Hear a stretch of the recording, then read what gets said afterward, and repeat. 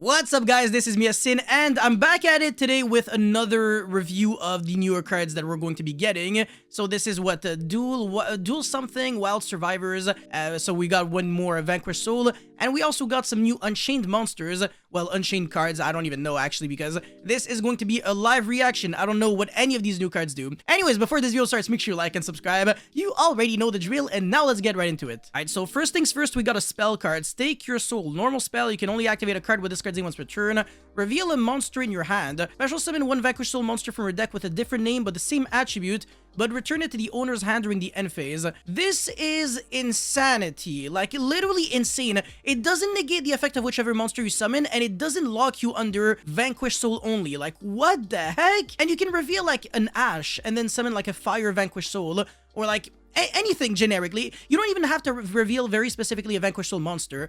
This is just insane. Like, this is so good. Summoning from the deck is just, like, such a good mechanic. And, like, returning it to the owner's hand during the end phase isn't even a bad thing, because I actually sometimes want the cards to go back in the hand so that you have, like, reveal food on your opponent's turn. So everything about this card is insane. I'm a huge fan. This is incredible. Literally 9.5 out of 10. Just good job, Konami.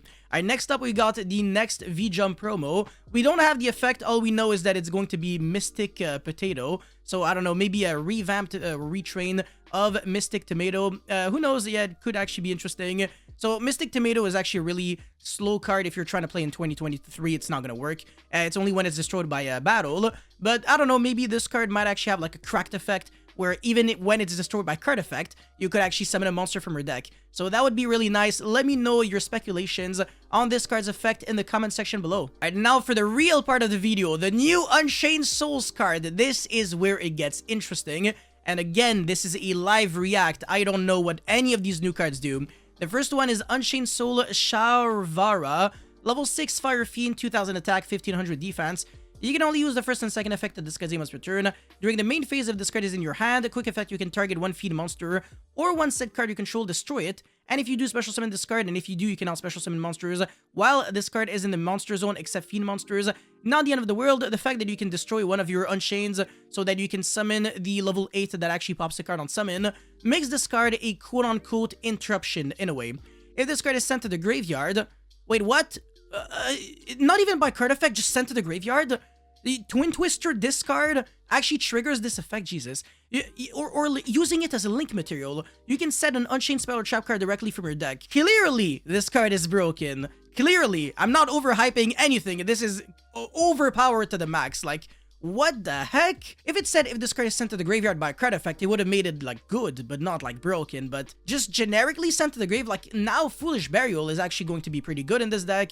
And, I don't know, man, like, this is already, like, really good, so imagine the other cards.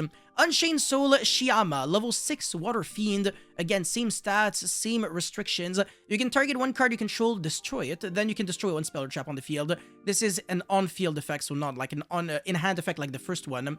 If this card is in your graveyard this time, so again, Foolish Burial synergy, you can target a fiend monster or a set card you control, destroy it if you do special summon this card, but place it on the bottom of the deck when it leaves the field. Alright, so this effect, this card I want to say is worse than this one. This is like, this puts the bar so high, but this is still, you know, a respectable card. But I don't think it's going to be any more than, you know, a one-of, maybe? I don't know. It's not like it starts your engine, and in the hand, it doesn't really do anything, so it only really does something in your graveyard, and it's not a quick effect, unlike this one, which can be used on your opponent's main phase, making this card even more oppressive, so really nice. Anyways, we got, oh no, this is the final card, unfortunately. Unchained Soul King Yama, Link 2, okay, so it's actually pretty easy to summon, and it's technically generic, kind of, 2 fiend monsters, so, like, Tour Guide can single-handedly summon this card, but you can't really just summon it in any deck you want to.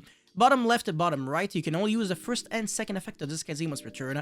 If this card is special summon, you can add an Unchained monster from your deck or graveyard to your hand. So far, so good. If a card or cards you control is destroyed by battle or by card effect while this card is in your graveyard, you can banish this card. I already have an idea of what to do with this card. Special summon a fiend monster from your hand or grave, then you can destroy one card you control.